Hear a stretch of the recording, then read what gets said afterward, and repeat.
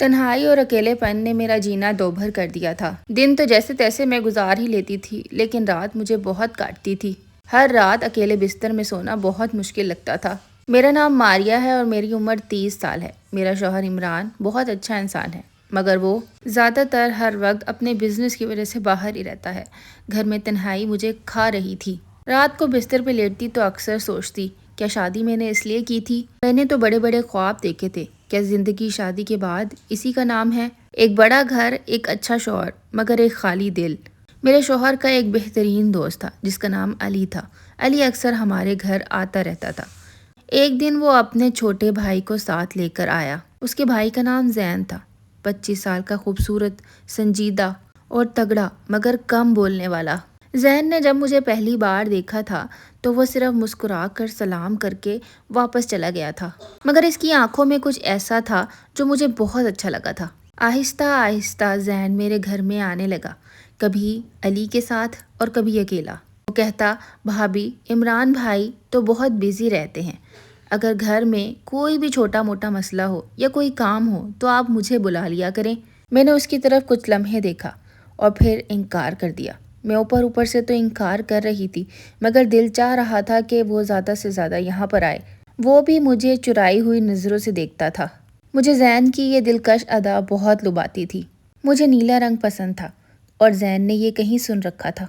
وہ جب بھی آتا تو ہمارے گھر نیلے رنگ کی شرٹ پہن کر آتا۔ وہ نیلے رنگ کی شرٹ ہمیشہ ایک سی نہیں لگتی تھی، اس کے کئی رنگ تھے۔ ہر بار وہ رنگ تو نیلا ہوتا مگر کچھ مختلف ہوتا۔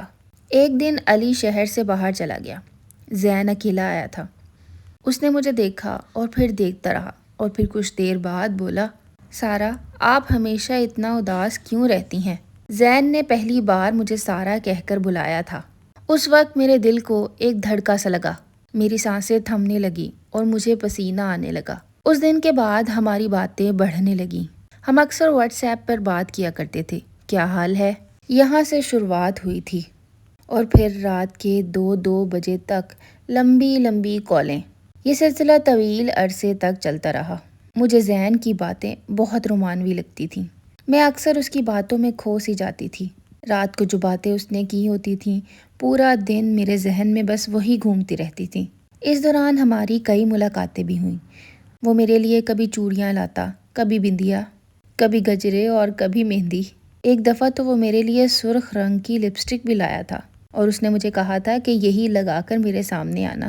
پھر ایک رات عمران، میرا شوہر، ٹور پہ گیا ہوا تھا۔ شدید بارش ہو رہی تھی، بجلی چلی گئی تھی، گھر میں اندھیرا سا چھا گیا تھا۔ میں چھت پر کھڑی تھی اور بارش کو بہت غور سے دیکھ رہی تھی اور اللہ سے مسلسل یہی پوچھ رہی تھی کہ میرے دل میں تو نے زین کی محبت کیوں ڈالی؟ میں بھلا اس سے اتنی محبت کیوں کرنے لگی ہوں؟ ابھی میں یہ سب ہی سوچ رہی تھی کہ وہاں پر زین آ گیا۔ میں بھیگی ہوئی حالت میں تھی۔ اس نے میرے قریب آ کر بہت نرم مگر لرزتی ہوئی آواز میں کہا، سارا، سارا، دیکھو، دیکھو، میں مزید نہیں رک سکتا۔ میں تم سے محبت کرتا ہوں۔ میں نے تمہیں دیکھا ہے، میری ہر سانس تمہارے نام ہے۔ میرا دل صرف تمہارے لیے دھڑکتا ہے۔ مجھے پتا ہے تم کسی اور کی امانت ہو، مگر میں اس دل کا کیا کروں؟ سارا نے روتے ہوئے جواب دیا، دیکھو زین، میری بھی کچھ یہی کیفیات ہیں۔ مجھے بھی میرے شوہر سے وہ پیار نہیں ملا جس کی میں حقدار تھی۔ مجھے بھی اپنی زندگی ویران لگتی تھی، مگر جب سے تم آئے ہو تو میری زندگی میں رنگ بھر گئے ہیں۔ مگر یہ سب غلط ہے، زین نے کہا۔ ہاں، مجھے پتا ہے کہ یہ سب کچھ غلط ہے۔ تم میرے بھائی کی بیوی ہو، مگر میں اس دل کا کیا کروں جو کہ مانتا ہی نہیں ہے؟ اس کی آنکھیں بارش کے پانی اور آنسوؤں سے بھیگی ہوئی تھی۔ زین میرے اتنے قریب کھڑا تھا کہ اس کی سانس میری پیشانی کو چھو رہی تھی۔ میرا دل تیزی سے دھڑک رہا تھا، ہاتھ کانپ رہے تھے۔ ایک طرف تنہائی کا درد، دوسری طرف اس کی محبت جس کا وہ اعتراف کر چکا تھا، اور تیسری طرف میرا شوہر جو کہ مجھ پر بہت بھروسہ کرتا تھا۔ میں نے اپنی آنکھیں بند کیں اور آنسوؤں کے ساتھ کہا، زین، یہ راستہ بہت خطرناک ہے۔ اگر آج ہم ایک قدم آگے بڑھ گئے تو کل یہ نہ ہو کہ عمران سے میں آنکھیں نہ ملا سکوں اور نہ علی تمہارے بھائی کی آنکھوں میں۔ زین، دیکھو، یہ محبت نہیں ہے، یہ صرف تنہائی کا ایک فریب ہے۔ مجھے معاف کر دو، میں نے تمہارے ساتھ بہت غلط کیا اور شاید اپنے ساتھ بھی۔ مگر اب میں مزید تمہارے ساتھ نہیں چل سکتی۔ زین نے بہت دیر تک مجھے دیکھا اور پھر بغیر کچھ کہے بارش میں ہی واپس چلا گیا۔ زین کے جانے کے بعد میں روتے ہوئے نیچے آئی اور فوراً عمران کو کال کی۔ اس رات میں نے پہلی بار اپنی تنہائی اور اداسی اپنے شوہر کو کھل کر بتائی تھی۔ اب اس بات کو 6 ماہ گزر چکے ہیں۔ عمران نے اپنا شیڈول بدل لیا ہے۔ وہ اب زیادہ تر وقت پر گھر آنے کی کوشش کرتے ہیں۔ زین اب بہت کم آتا ہے اور جب بھی آتا ہے صرف سلام کرتا ہے اور نظریں نیچی کر کے واپس چلا جاتا ہے۔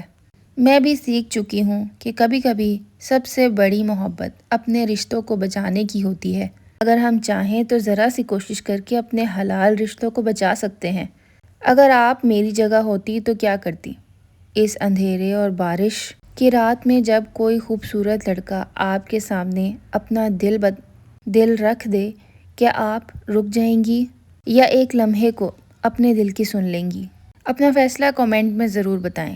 کہیں میرا چینل آپ سے گم نہ ہو جائے تو اس کو سبسکرائب بھی کر لیں اور ویڈیو کو لائک بھی کیجیے گا۔ ملوں گی اپنی نیکسٹ ویڈیو میں۔ اللہ حافظ۔